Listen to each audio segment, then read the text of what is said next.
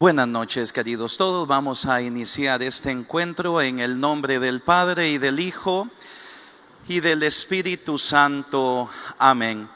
Invocamos la asistencia de Dios Espíritu Santo, que es el Maestro interior en nuestras almas, que nos lleva a la plena comprensión de la revelación, gracias a la cual nosotros conocemos lo que tenemos que creer para salvarnos y cómo tenemos que vivir para salvarnos.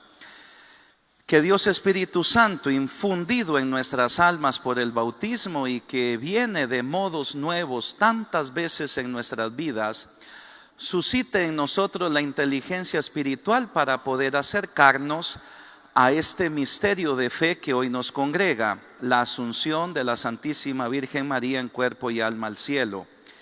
Y ella, quien es la esposa del Espíritu, interceda para que el Espíritu Santo se infunda en nosotros.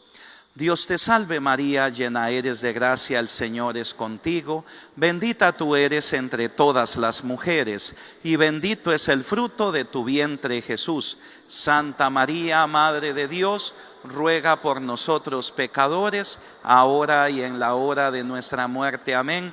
María, trono de la sabiduría, ruega por nosotros. Pues bueno, vamos a iniciar. Espero estar con ustedes unos 45, 50 minutos dentro de este triduo. Lo que se ha pretendido son tres partes bien distintas. Ayer ustedes estuvimos con la doctora Deyanira Flores, que es la gran experta en Mariología acá en Costa Rica. Varias cosas de lo que yo voy a indicar acá la he tomado de los apuntes de ella, porque ella fue pues profesora de todos nosotros, de la inmensa mayoría de los sacerdotes acá en Costa Rica. Entonces, algunos de estos elementos son tomados de sus clases. Entonces, ayer se vio en general el puesto de los dogmas marianos en la fe de la Iglesia. El objetivo de este encuentro de hoy es la escucha de la fe de la Iglesia, Sagrada Escritura y Sagrada Tradición, respecto a lo que nosotros estamos a punto de celebrar, el 75 aniversario, la promulgación del dogma de la Asunción de la Virgen María en cuerpo y alma al cielo. Sigue, por favor. Vamos. Entonces, esto implica ¿qué cosa? Implica lo siguiente: la Iglesia en su magisterio tiene la autoridad, o sea, es una autoridad que deriva de Cristo.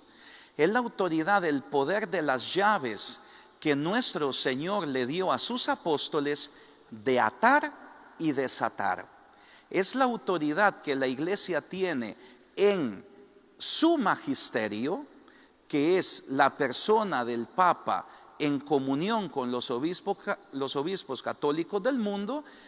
Tienen la potestad de promulgar no una nueva fe, porque eso no puede ser posible, sino que el magisterio tiene la potestad de sacar de la fe dada de una vez y para siempre, esa fe que nosotros hemos recibido por revelación de parte de Cristo y del Espíritu, que fue dada a los titulares, quienes son las personas de los apóstoles, cuya revelación pública se cerró con la muerte del último apóstol.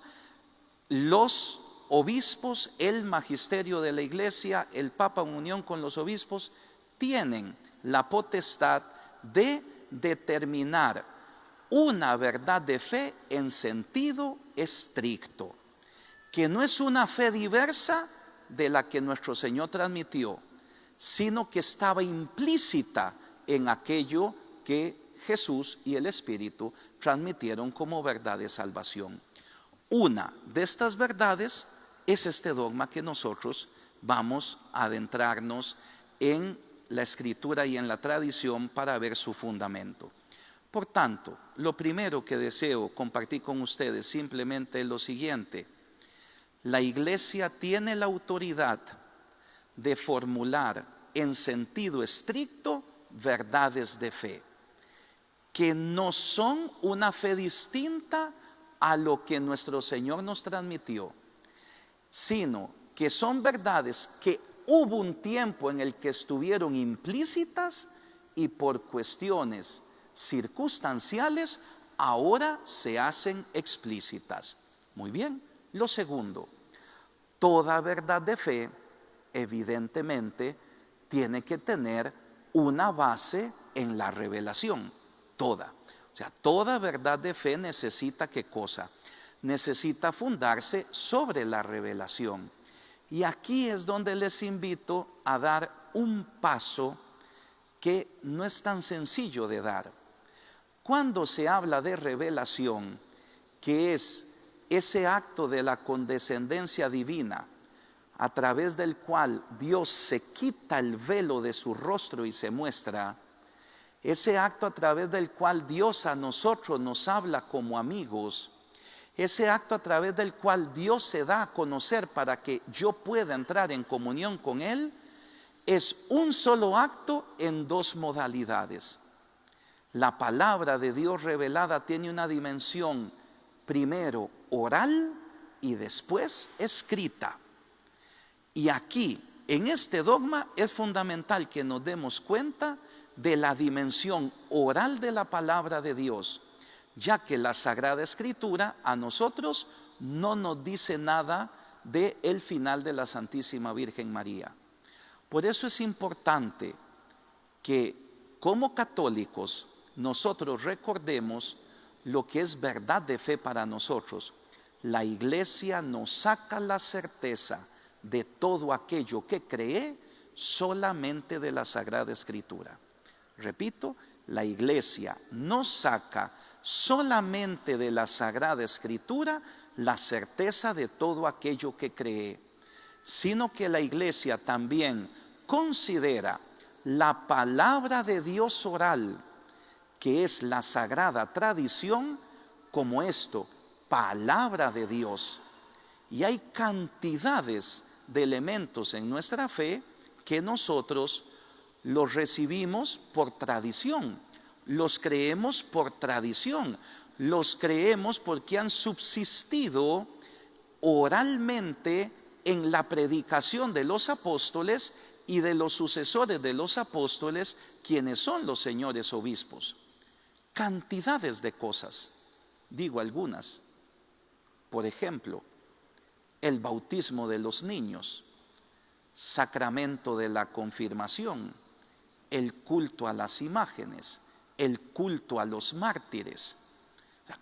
Podría seguir enumerando ejemplos.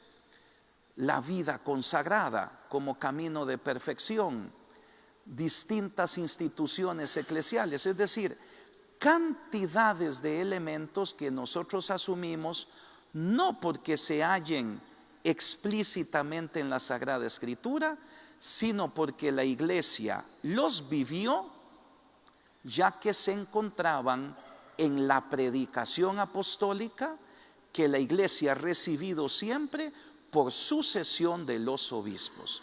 Entonces, lo que yo les invito, habiendo hecho estas dos aclaraciones, es un simple itinerario. Vamos a ver el contenido dogmático, es decir, a qué se refiere con el dogma de la asunción corporal de la Virgen María al cielo, luego su fundamento en la Sagrada Escritura y luego su fundamento en la tradición. Muy bien. Entonces, punto 1, la fe de la Iglesia. La Iglesia vive su fe a partir de la revelación que ella ha recibido. Esta fe constituye su depósito, como se muestra claramente en las cartas pastorales. Y leo, dentro de la totalidad de la tradición eclesial, se entiende por dogma en sentido amplio el testimonio magisterial obligatorio de la Iglesia sobre la verdad salvífica de Dios. Este elemento magisterial pertenece claramente en el Nuevo Testamento desde el comienzo a la predicación de la fe. Es decir, la predicación de la fe siempre implica un contenido que tiene que creerse. O sea, es un contenido de doctrina, es una enseñanza. no es un mero sentimentalismo, no es una fe, haz lo que tú quieras o crees lo que tú quieras como si esto fuera un supermercado. No. Desde el inicio, la fe implica ¿qué cosa? La fe implica la posesión de verdades que la Santa Iglesia siempre ha creído, siendo en modo particular las dos grandes verdades, que Dios es Padre, Hijo y Espíritu Santo, la Trinidad, y que el Hijo de Dios se hizo carne, la encarnación. La fe en la Trinidad y la fe en la encarnación son como las dos columnas que sostienen todo el edificio de la fe de la iglesia. Por tanto, nosotros que somos iglesia vivimos la fe. Ustedes no son expertos en religión, pero ustedes viven la fe católica. Ustedes son católicos, ustedes aceptan por fe lo que la iglesia en su conjunto ha determinado como verdad salvífica, es decir, todo lo que nosotros creemos. Sigue, por favor. Dogma en sentido estricto es una doctrina en la que la iglesia proclama de tal modo una verdad revelada de forma definitiva y obligatoria para la totalidad del pueblo cristiano, que su negación es rechazada como herejía y estigmatizada como anatema. En el dogma va a haber un elemento doctrinal, un elemento jurídico disciplinar. Estas proposiciones de fe, estas verdades de fe en sentido estricto, ya tienen un fundamento bíblico en el poder transmitido por Cristo a la iglesia de atar y desatar, Mateo 16, 19, 18, 18, como también la condena de aquellos que no creen ya tiene un fundamento en el Nuevo Testamento, como lo vemos, por ejemplo, en estas citas bíblicas, donde los escritores sagrados nos mandan a decir las cosas. Pongamos un ejemplo. La encarnación. ¿Qué se dice en la primera carta de San Juan? ¿Quién es el anticristo? Aquel que niega que el Hijo de Dios haya venido en carne. Ya se dice claramente, el Hijo de Dios vino en carne mortal. Pero como ya cuando esa carta se escribió estaba circulando una herejía que se llamaba docetismo, que decía que la carne de Cristo era aparente, porque Dios es imposible que asuma la inmundicia de la carne, entonces viene el apóstol a decir, el anticristo es quien niegue que el Hijo de Dios haya venido en carne. Entonces, cuando nosotros hablamos de dogma, como en este caso dogma de la Asunción, nosotros estamos haciendo referencia a un dogma en sentido estricto, es decir, es una verdad de fe. Sigue, por favor. Núcleo del tema de la profesión católica, o sea, ¿qué es lo que nosotros como católicos creemos y que vamos a celebrar ahora el 75 aniversario?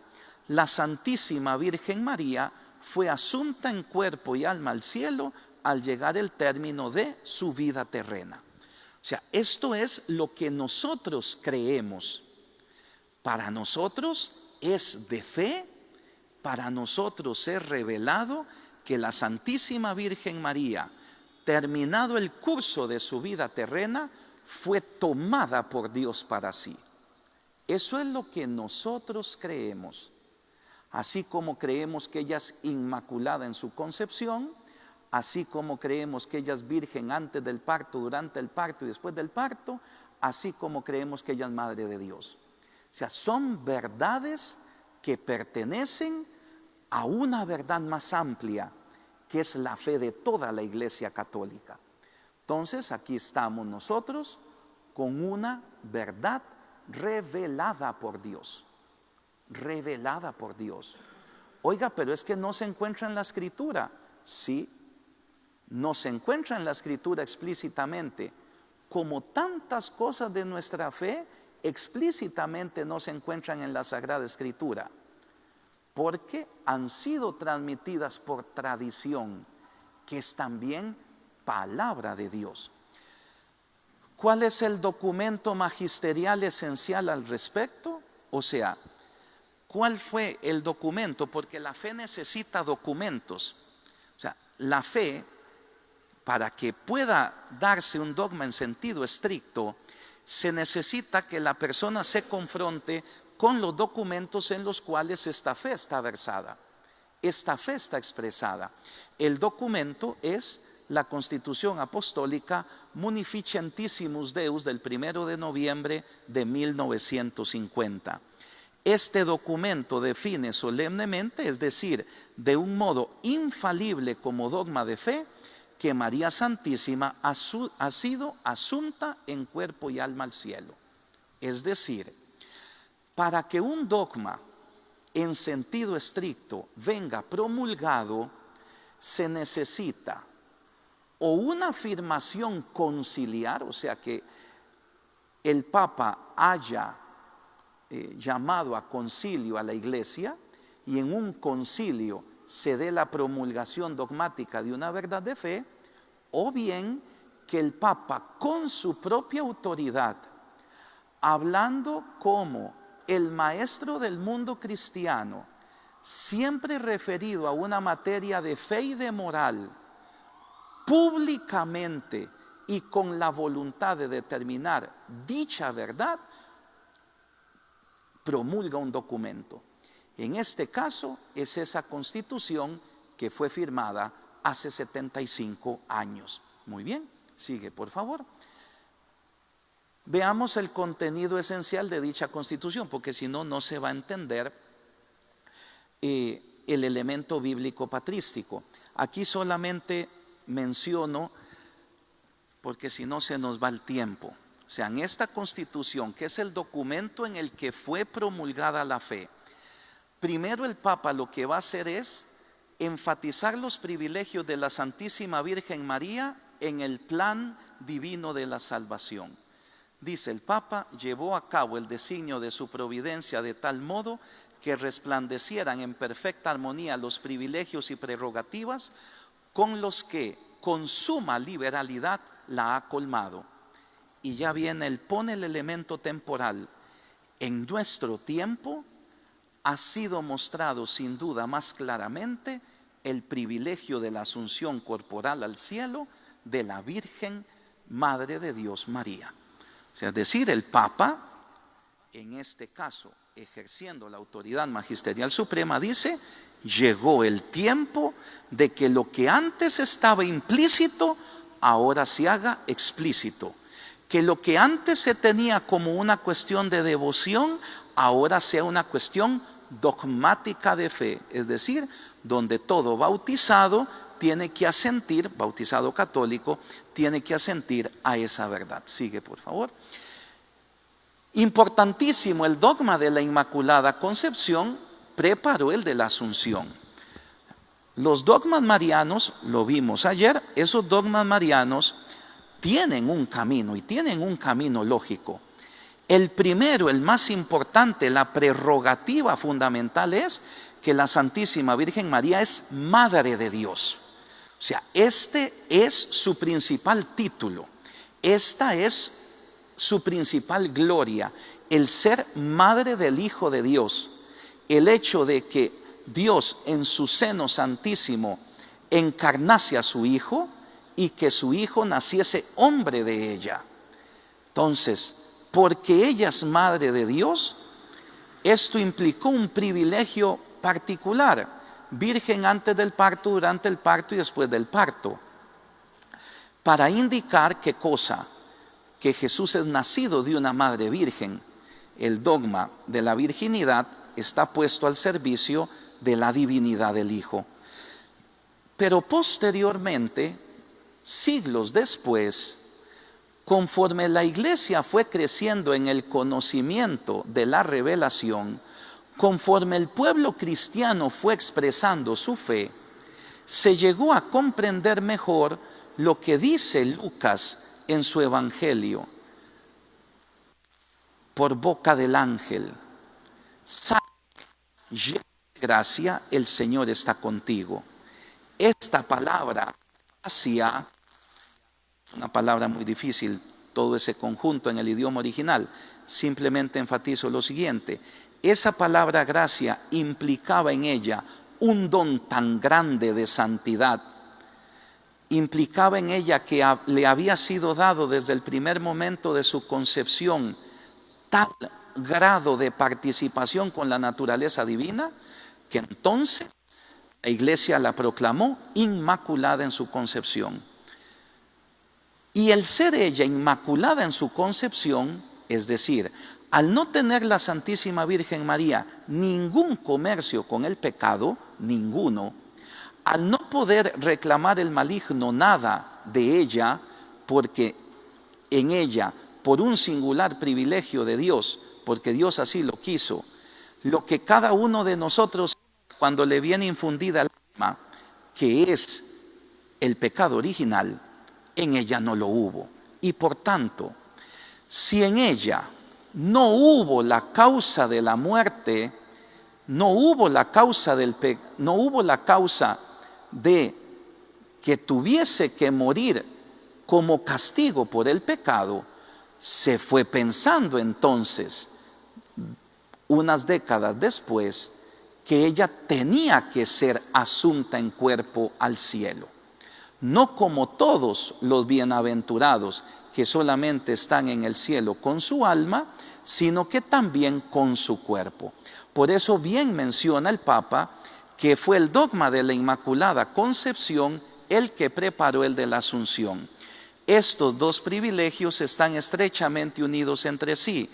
Cristo con su muerte ha vencido el pecado y la muerte, y sobre el uno y la otra sale victorioso en virtud de Cristo, el que ha sido regenerado sobrenaturalmente en el bautismo.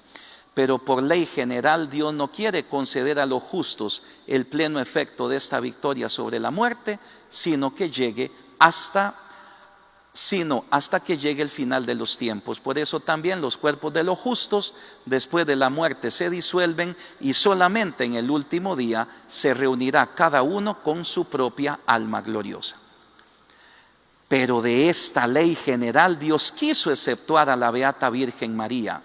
Ella, por un privilegio del todo singular, ha vencido el pecado con su concepción inmaculada.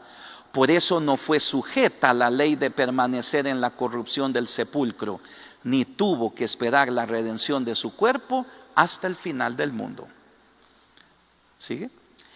Entonces, habiendo dicho que porque la Virgen Santísima es inmaculada, no tuvo ninguna relación con la maldición de Adán, que es la que genera el pecado y la muerte, entonces, para la fe de la Iglesia, era casi lógico que se tuviese que poner en resalto lo que ya se creía desde hace siglos, que ella no sufrió la corrupción del sepulcro, sino que su cuerpo ya se encontraba también en la gloria eterna como un todo con su alma. Lo tercero que dice el Papa, después de escuchar la fe de la Iglesia manifestada en la tradición, todas estas razones y consideraciones de los santos padres y de los teólogos tienen como último fundamento la Sagrada Escritura, la cual nos presenta a la generosa Madre de Dios, estrechamente unida a su Hijo Divino y siempre partícipe de su suerte. Pudiendo Dios entonces dar a la Madre tanto honor, preservándola inmune de la corrupción del sepulcro, se debe creer que lo haya hecho realmente. Dios es Dios.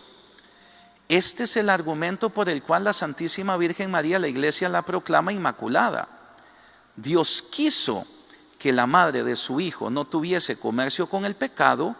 Dios quiso que la madre de su Hijo no sufriese la corrupción de la carne como nosotros. Entonces, continúa el Papa en cuarto lugar, la Santísima Virgen María ya desde el siglo II viene presentada como la nueva Eva. La Virgen María es presentada por los santos padres de la Iglesia como la nueva Eva, estrechamente unida al nuevo Adán, aunque subordinada a él, en aquella lucha contra el enemigo infernal que, como había sido anunciado en el protoevangelio, Génesis 3:15, terminaría con la plenísima victoria sobre el pecado y sobre la muerte. Por tanto, como la gloriosa resurrección de Cristo fue una parte esencial y signo final de esta victoria, así también para María la lucha que tenía en común con el Hijo suyo debía concluir con la glorificación de su cuerpo virginal. ¿Qué dice el Papa? La Virgen María está estrechamente unida a la obra del Hijo. De modo que si el Hijo de la Virgen María es el que vino a destruir las obras del diablo, la Santísima Virgen María, en estrecha colaboración con él, se va a ver beneficiada del don de la redención que su Hijo llevó a cabo. Por eso, ella fue asunta en cuerpo y alma por su vínculo único con Cristo. Como suprema coronación de sus privilegios obtuvo el ser preservada de la corrupción del sepulcro, y vencida la muerte, como en el caso de su Hijo, debe ser elevada en alma y cuerpo a la gloria del cielo, donde resplandece como reina, a la derecha de su Hijo, Rey inmortal por los siglos. Entonces el Papa, habiendo recorrido lo que se decía en la iglesia, que ya lo vamos a ver, habiendo considerado ante todo el vínculo indisoluble entre la madre y el Hijo, viene e indica que es con toda justicia factible que ella no tuviese que conocer la corrupción del sepulcro, sino que fuese asunta en cuerpo y alma al cielo. Y es aquí donde ya viene propiamente la declaración dogmática.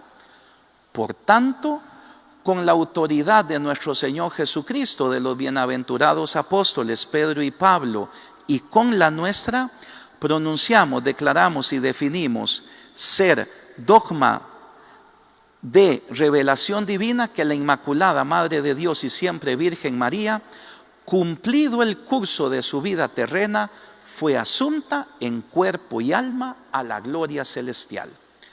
Esa ya es la declaración dogmática. Esa declaración, ¿quién la va a explicar? Mañana, Padre Mario.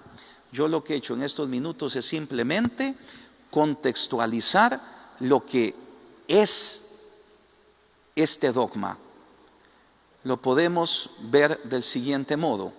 Cada uno de nosotros sabe que va a morir. La muerte física no es otra cosa que la separación del alma y del cuerpo. El alma, que es principio espiritual, incorruptible y por tanto inmortal, no se corrompe con la muerte, y el cuerpo, que es principio biológico, sigue su proceso de disolución. Esto es ley general para todos, excepto, de acuerdo con nuestra fe, dos cuerpos. El cuerpo de nuestro Señor Jesucristo, que es el cuerpo de una persona divina que se hizo carne, la segunda persona de la Santísima Trinidad, y el cuerpo de la Santísima Virgen María. Esto es lo que nosotros creemos de ambos. Una humanidad como la nuestra, que está compuesta de cuerpo y alma como dos coprincipios que forman un solo ser.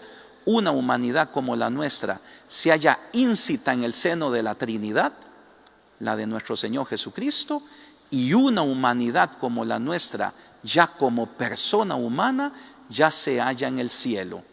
La persona humana de la Santísima Virgen María, que como un todo ha gozado en anticipación lo que nosotros vamos a llegar a ser un mañana.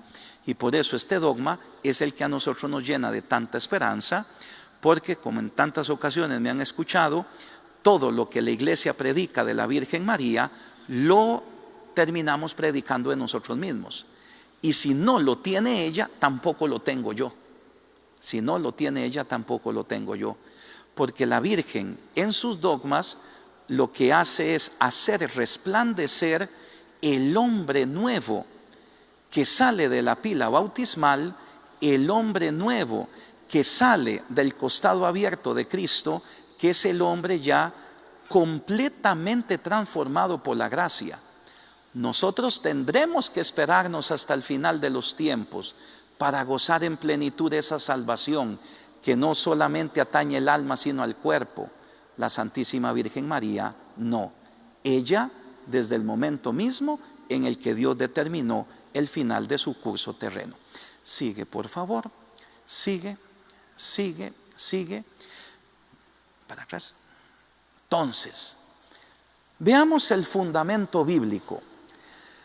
Siempre cuando se analiza, cuando se estudia una materia de fe, lo primero que se tiene que hacer, ¿qué cosa es? Escuchar la fe de la iglesia.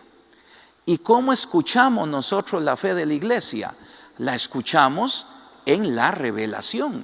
Es decir, ¿qué es lo que a nosotros nos ha sido revelado? Ya que este dogma es tan particular, porque no se encuentra explícitamente descrito en la Escritura, yo tengo que hacer con ustedes, para poder entender esto, dos consideraciones previas. Una, ¿cómo lee la Iglesia Católica la Sagrada Escritura?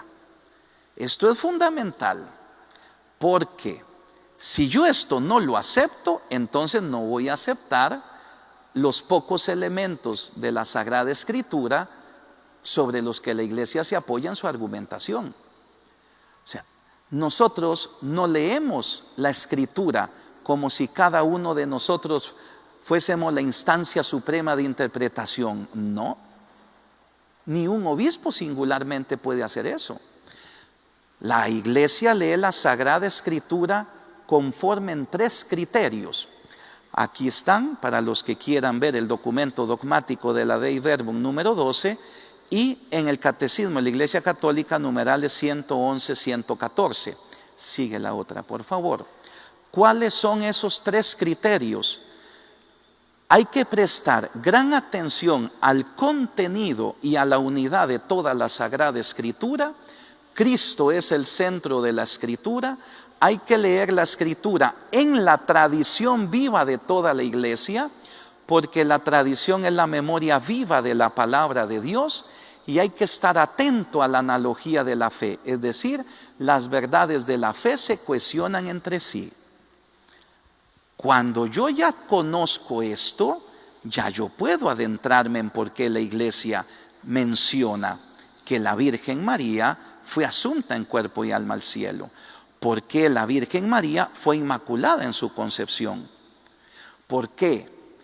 Porque la iglesia va a leer la Escritura como un todo. Antiguo y Nuevo Testamento forman una unidad cuyo centro es la persona del Señor Jesucristo.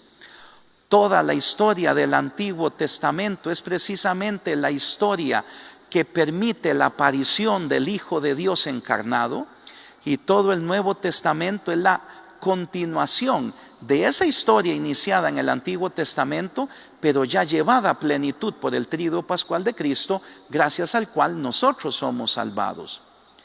Y aquí viene, en este caso, el elemento más importante. Para la Iglesia Católica, la Biblia viene leída en la tradición.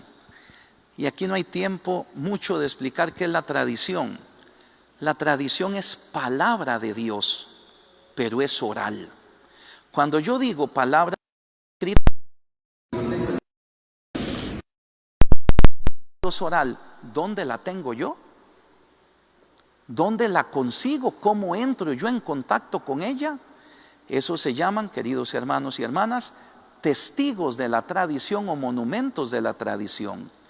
Esa tradición, que es la tradición de los apóstoles, la predicación de los apóstoles que subsiste en la predicación de los obispos, yo la puedo determinar en algunos lugares. Por ejemplo, lo determino en la liturgia de la iglesia, lo determino en los santos padres, lo determino en la historia de la teología, lo determino en la arqueología sagrada, en el arte, lo determino en los grandes doctores de fe católica, lo determino en el magisterio de la iglesia. En muchos lugares, en distintos lugares, es donde se puede percibir esa palabra de Dios oral que subsiste.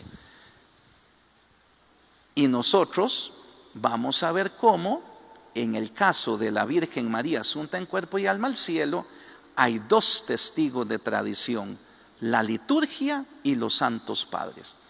Luego se tiene que leer la Escritura a la luz de la analogía de la fe, es decir, una interpretación de la Biblia no puede a mí contradecirme una verdad que ya la fe católica ha establecido. Sigue, por favor.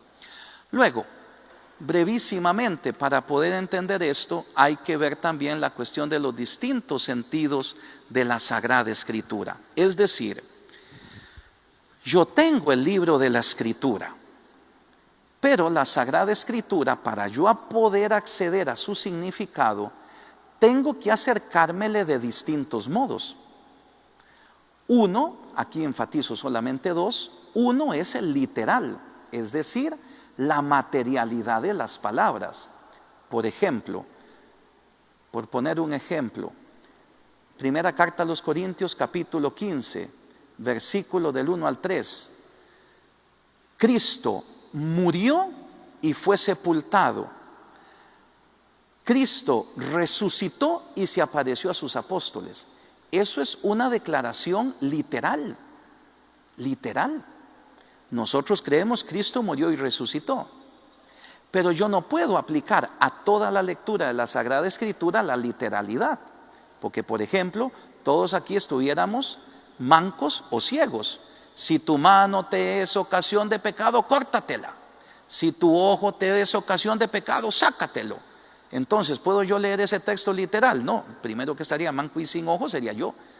Es decir, hay distintas maneras de acceder. Una es la manera literal, pero luego viene otra. Sigue, por favor. Sigue. ¿Cuál es la otra? La que se denomina sentido pleno. Este sentido pleno de la Sagrada Escritura es un sentido más profundo del texto, querido por Dios, pero no claramente expresado por el autor humano. Es decir, el escritor sagrado viene e inspirado por Dios escribe, pero ese autor sagrado no tiene el alcance absoluto de lo que está escribiendo. Él escribe por inspiración divina, pero no es que él tiene la inteligencia del alcance de lo que él está escribiendo. Vamos a ver, por ejemplo, Génesis 3:15. ¿Pudo el escritor sagrado imaginar: pondré enemistad entre ti y la mujer, entre tu descendencia y la suya? Él te aplastará la cabeza mientras tú intentarás morder su talón. ¿Podía el escritor sagrado siglos antes de Cristo pensar que esa mujer es la Virgen María y que esa descendencia es el hijo de esta Virgen? No, no podía. Pero en Dios ya estaba el sentido de ese texto. Eso es lo que se conoce como sentido pleno, un sentido más profundo del texto. ¿Quién es el que va a determinar eso? Pues el ente rector, que es el magisterio de la iglesia. O sea, el magisterio de la iglesia puede determinar con su autoridad la inteligencia de un texto bíblico a favor de una verdad de fe que dicho magisterio está estableciendo. Sigue, por favor. Se trata, pues, ya es el significado que un autor bíblico atribuye a un texto bíblico anterior a él cuando lo retoma en un contexto que le confiere un sentido literal nuevo. Ya del significado de una tradición doctrinal auténtica o de una definición conciliar dada a un texto de la Biblia. Es decir, este sentido pleno de la Sagrada Escritura, que es sobre el que se va a basar la aplicación de los textos a la asunción de la Virgen María, implica que en un contexto nuevo esos textos bíblicos vienen leídos con una luz distinta, una luz particular, un significado particular que antes no lo tenía. Como por ejemplo cuando San Mateo va a utilizar Isaías 7:14, he aquí que la Virgen concebirá y dará a luz un hijo y le pondrá por nombre Manuel, que se refería a una situación concreta del pueblo de Israel. El evangelista viene y lo toma y lo pone como algo que verdaderamente estaba dicho en profecía y que se ha cumplido, con la encarnación del Hijo en el seno de la Virgen María. Eso es sentido pleno. Sobre este sentido es que se va a basar los textos que a continuación, dentro de poco, vamos a ver. Sigue, por favor. Entonces, el Espíritu Santo, que es el autor principal de la Biblia, puede guiar al autor humano en la elección de sus expresiones de manera que expresan una verdad cuya profundidad él no percibe del todo. Así se constituye un nuevo contexto que revela potencialidades del texto que el contexto primitivo dejaba en obscuridad. Sigue, por favor. Entonces, ¿cuáles son las dos condiciones previas que les he invitado a tener en cuenta? La primera, hay un modo católico de leer la Biblia. Y ese modo católico de leer la Biblia implica, en su segunda característica, implica leerla a la luz de la tradición, primero. Y segundo, hay distintos modos para acceder al significado de los textos bíblicos. Uno, el más importante de todos, es el sentido literal, porque nos transmite la verdad de la palabra de Dios, pero también hay un sentido pleno, es decir, cambiado el contexto, un texto de la Sagrada Escritura reviste un significado nuevo, que no es que se invente, ya estaba en la mente de Dios cuando se escribió, pero Dios determinó ese contexto nuevo en un contexto histórico particular. Muy bien, entonces, simplemente porque es dogma de fe de la Iglesia, la Constitución dogmática Lumen Gentium, hay un puesto de la Santísima Virgen María y la Sagrada Escritura. Los libros del Antiguo Testamento narran la historia de la salvación, en la que paso a paso se prepara la venida de Cristo al mundo. Estos primeros documentos, tal como se leen en la Iglesia y tal como se interpretan a la luz de una revelación ulterior y plena, evidencian poco a poco una forma cada vez más clara, la figura de la mujer, madre del Redentor. ¿Sigue? Entonces, ella es la Virgen que concebirá y dará a luz un hijo que se llamará Emmanuel. Al tomar de ella la naturaleza humana, el Hijo de Dios se constituyó como madre, y ese es el puesto único, excelso, que la Santísima Virgen María goza en la historia de la salvación, el haber sido madre. Por eso ella ocupa un lugar no secundario en la historia de la salvación nuestra. Podríamos decir, la persona humana que más ha colaborado para nuestra salvación. Muy bien. ¿Cuáles son los fundamentos bíblicos del dogma de la Asunción? El primero, el que ya se menciona en la misma Constitución dogmática, es Génesis 3:15. Enemistad pondré entre ti y la mujer, entre tu linaje y su linaje. Él te pisará la cabeza mientras tú acechas su calcañar. Es decir, mientras tú intentas morder su talón. Ese es un texto muy antiguo que se refiere a una cosa concreta en su contexto histórico. Pero la Iglesia con su autoridad, el Papa con su autoridad, apoyándose en lo que ya el mundo cristiano había concebido de dicho texto, pasa a aplicarlo a la Virgen María. De modo que ella va a compartir la victoria de su descendencia, es decir, de Cristo, va a compartir la victoria del Hijo sobre el demonio, venciendo sobre la muerte. Venciendo sobre la muerte. Este es el primer anuncio de salvación. El linaje de la mujer, quien es Jesucristo, ese linaje de la mujer, que es el que destruirá la obra del mal, va a ser partícipe ya a su madre de dicha victoria. Pasemos al segundo texto. Si gustas, pasemos a otro texto más. Veamos porque están en correspondencia. Apocalipsis 12.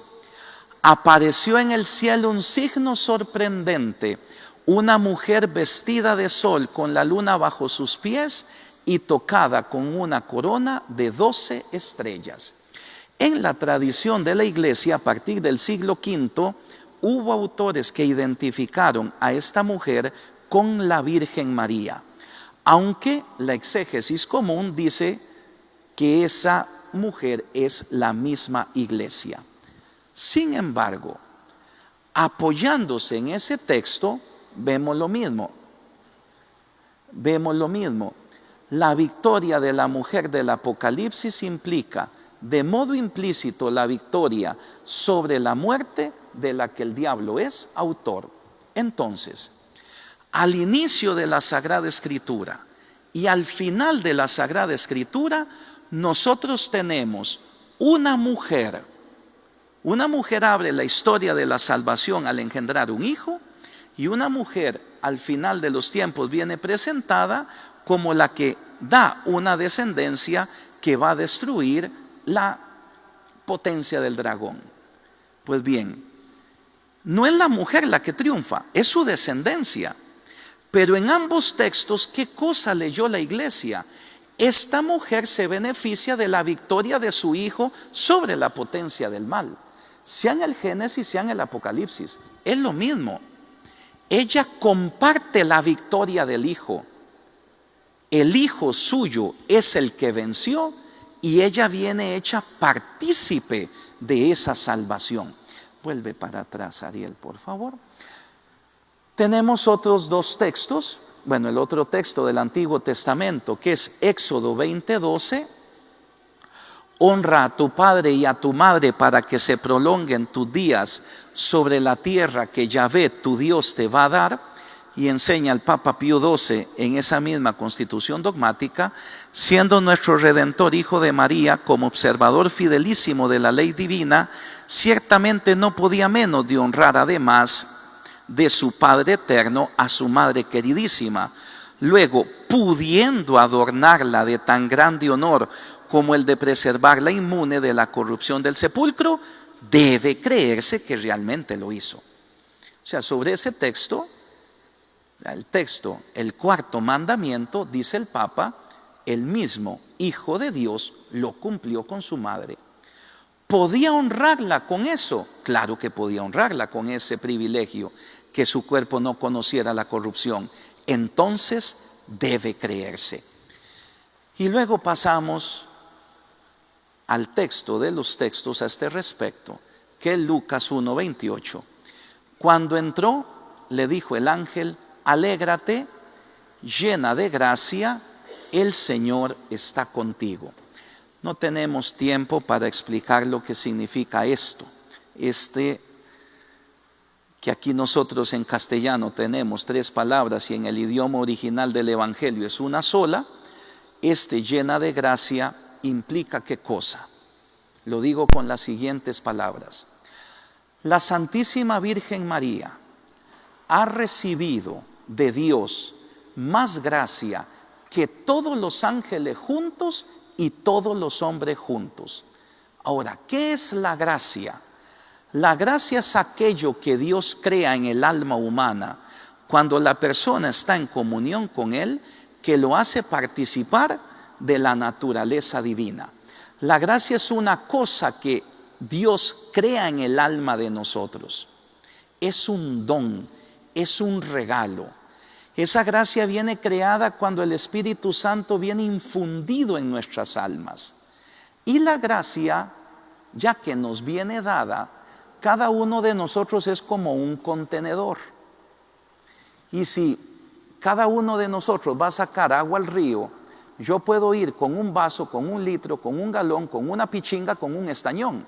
Yo no puedo traer más agua de lo que ese contenedor que yo llevo pues puede contener. Pero nuestra inteligencia alcanza a entender que no es lo mismo que yo tenga un vaso de agua que tenga un estañón. ¿Qué es lo que dilata nuestras vidas para que recibamos la gracia? El ejercicio de la caridad, el ejercicio del amor. ella, por un singular privilegio de Dios, en vista de su maternidad divina, Dios quiso adornarla con la gracia santificante versada en ella de un modo tan inmenso, tan insondable, tan grande, que la Santísima Virgen María es un contenedor más grande que todos los ángeles y todos los hombres juntos. Precisamente porque es la madre del Hijo de Dios. Fue ella quien tuvo la singular tarea de darle ni más ni menos que la naturaleza humana, gracias a la cual nosotros vamos a ser salvados y redimidos. De ahí es la grandeza de María Santísima. Entonces, esa gracia que ella recibió en esa medida suprema implicaba implícitamente su victoria sobre la muerte. O sea, porque si Dios le concedió tal grado de participación de su naturaleza divina, la Virgen María, pues esto no era solamente para esta tierra, era también para la vida eterna. Era también para la vida eterna.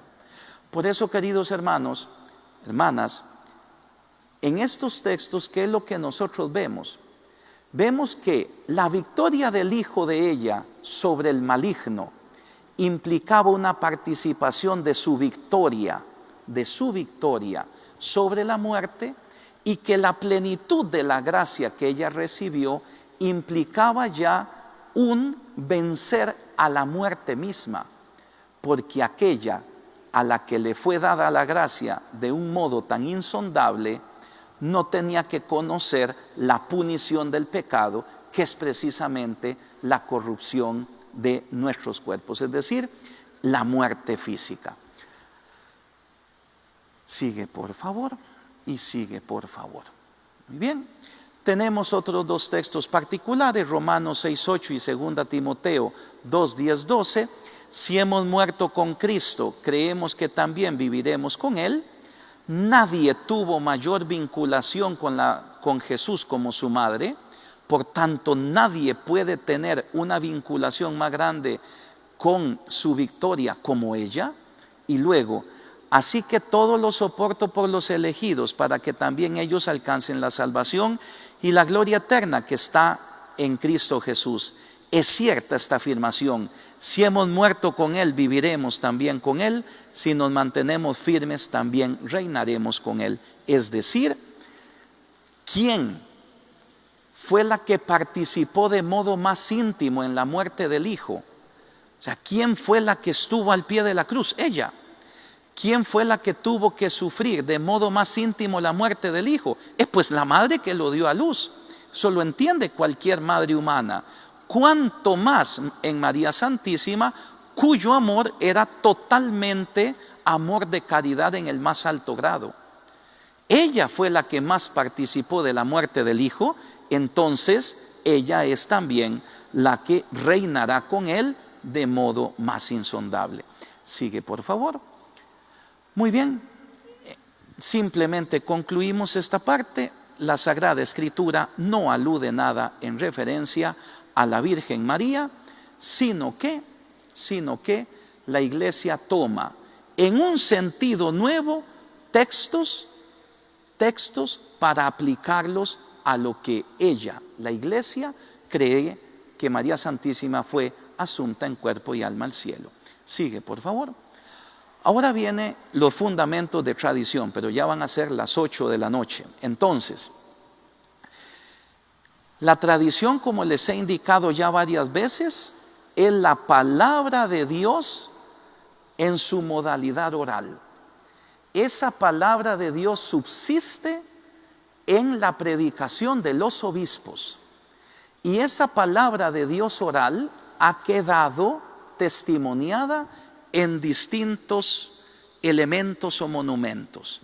Aquí vamos a hacer mención de dos únicamente: la liturgia y los santos padres. Lo que nosotros creemos que la Virgen María fue asunta en cuerpo y alma al cielo, ya desde el siglo IV, es decir, en los años 300, en Jerusalén se celebraba el 15 de agosto una celebración litúrgica denominada Día de María, Madre de Dios, ya en el siglo IV, es decir, una época bastante cercana al acontecimiento de nuestra salvación. Y hacia el año 500 esta fiesta se trasladó al santuario mariano del Getsemaní, donde se venera la tumba de la Virgen María. Si alguno de ustedes conoce Jerusalén, siempre va a visitar este lugar, pues es riquísimo de tradición. Por tal motivo se transformó en la fiesta de la Dormición, cuyo objetivo era conmemorar la muerte de María. De Jerusalén dicha fiesta se difundió por todo el Imperio Bizantino y con el curso del tiempo la fiesta de la Dormición devino la celebración de la Asunción al cielo de la Virgen con su cuerpo y con su alma. Entonces, una fiesta litúrgica en honor de la Virgen María, que lo que primero hacía era celebrar su dormición, no se le llamaba muerte, posteriormente, al celebrarse en un santuario particular en Jerusalén, se le comenzó a denominar la celebración de la Asunción al cielo con cuerpo y alma. ¿Por qué esto es importante? Porque la iglesia reza como cree y cree como reza. Si la iglesia celebraba la Asunción de la Virgen María, es porque creía que ella era asunta, aunque el dogma viniese siglos después. Recuérdenlo siempre, así como yo rezo, así es como yo creo. Así como yo creo, así es como yo rezo. La presencia litúrgica de esta fiesta ya es precisamente un testigo de tradición. Sigue, por favor. En Occidente, es decir, de esta parte del mundo, la fiesta del 15 de agosto se celebraba en Roma aproximadamente a partir del año 650 como Dormición y en el 800 como Asunción. El documento más antiguo es el Sacramentario Gregoriano de la primera mitad del siglo VI.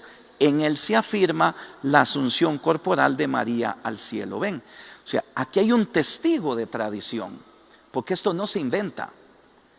Aquí se recoge lo que la iglesia ya creía, lo que la iglesia ya celebraba. Muy bien, porque es una fiesta litúrgica, entonces ¿qué van a ver? Van a haber homilías. Lastimosamente ya no hay tiempo. Estas homilías van a ser uno de los principales fundamentos para esa promulgación del dogma como testigo de tradición. Particularmente San Andrés de Creta, San Germán de Constantinopla y San Juan Damasceno, que es el que vamos a leer. Sigue, por favor. Muy bien, eso por la liturgia. Y luego vienen los santos padres.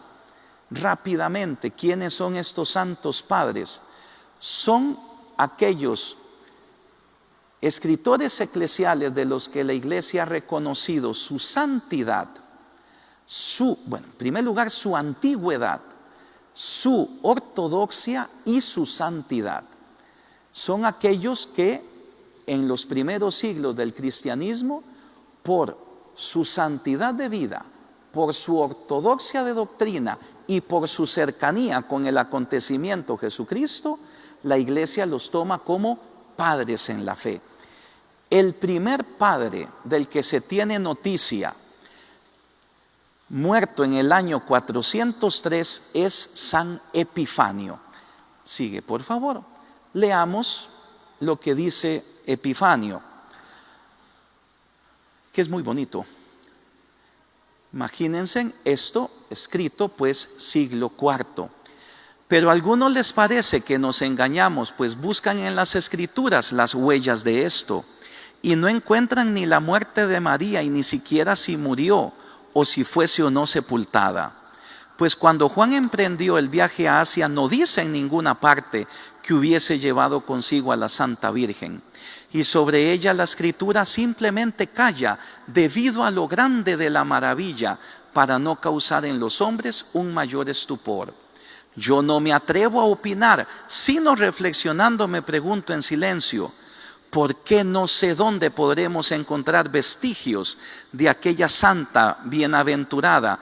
Y ni siquiera si podamos hallarlos acerca de su muerte. Porque de un lado Simeón le dice, y una espada atravesará tu alma, como se descubrirán los pensamientos de muchos corazones.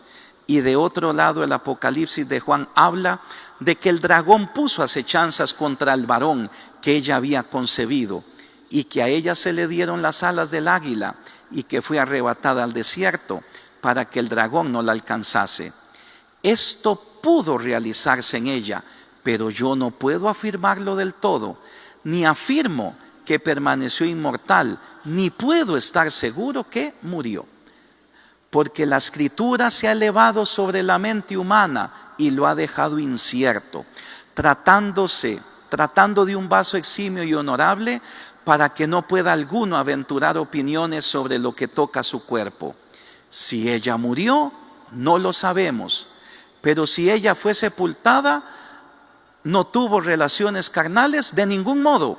¿Quién pues, diciendo insensateces, querrá lanzar contra ella alguna opinión blasfema, maldiciendo con su boca, soltando la lengua, abriendo los labios para pronunciar perversas opiniones?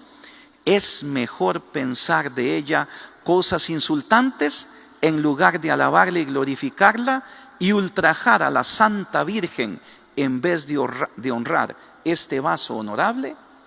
Entonces aquí vemos el primer testigo de tradición, un santo padre que viene y afirma, o que viene y pone en luz el tema de la asunción de la Virgen María al cielo.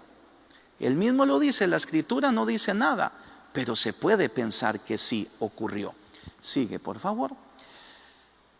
Aquí tenemos otro testigo, Modesto de Jerusalén, y solamente leo esto que está en rojo.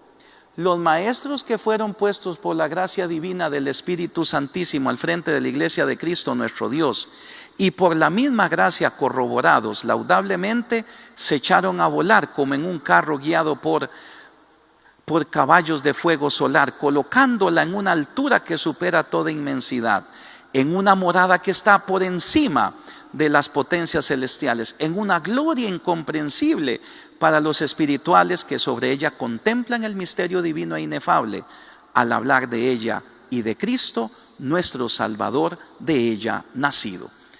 Muy bien, y leo lo que está en rojo. Sin embargo, acerca de su gloriosísima dormición, no sé cómo ni ellos han producido ni lo han intentado quienes vinieron después de ellos. Esta es una homilía en una fiesta de esta de la dormición de la Virgen María. San Modesto viene y afirma el puesto altísimo que ella tiene. Sin embargo, él se pregunta, ¿por qué no nos fue transmitido nada? No nos fue transmitido nada en la escritura. Muy bien, sigue por favor. Ya no hay tiempo.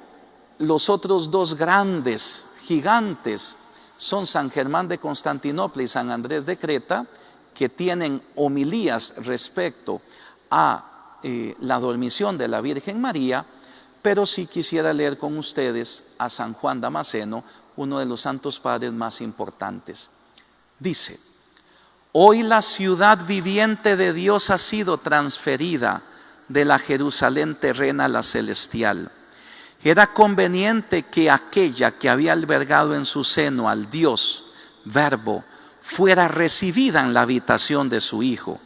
Y como el Señor dijo que es necesario estar en las moradas de la casa del Padre, era necesario que también la Madre morara en el palacio del Hijo, en la casa del Señor.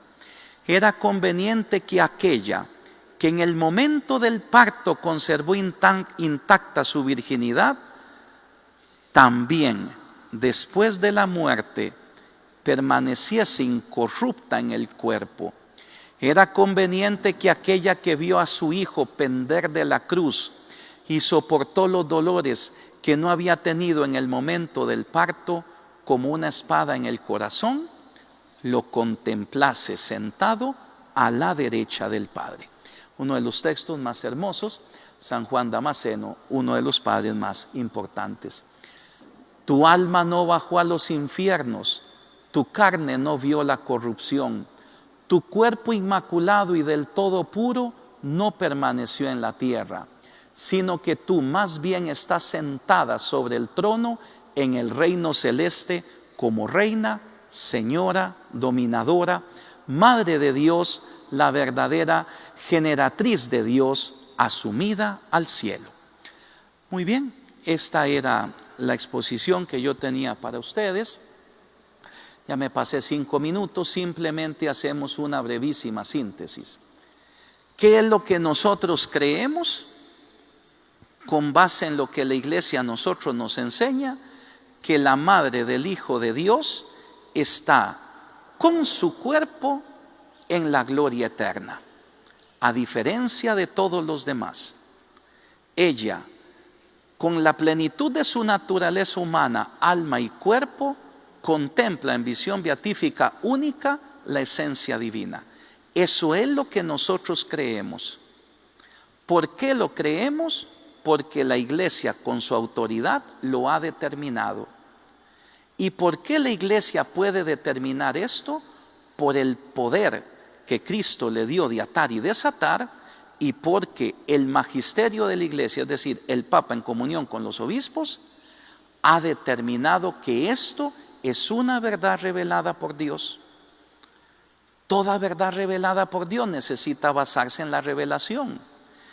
Ahora, la revelación tiene una doble dimensión, escrita y oral, o oral y escrita.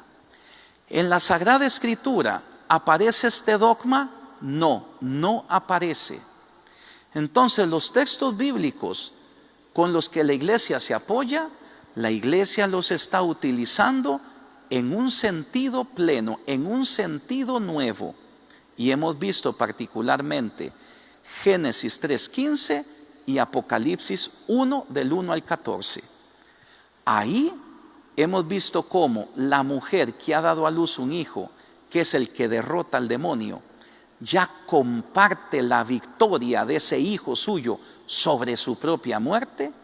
Y hemos visto Éxodo 22, el 4.º mandamiento de honrar a padre y madre, que el mismo Hijo de Dios pudo hacerlo honrándola con la incorrupción de su cuerpo, y si podía, lo quería, lo hacía.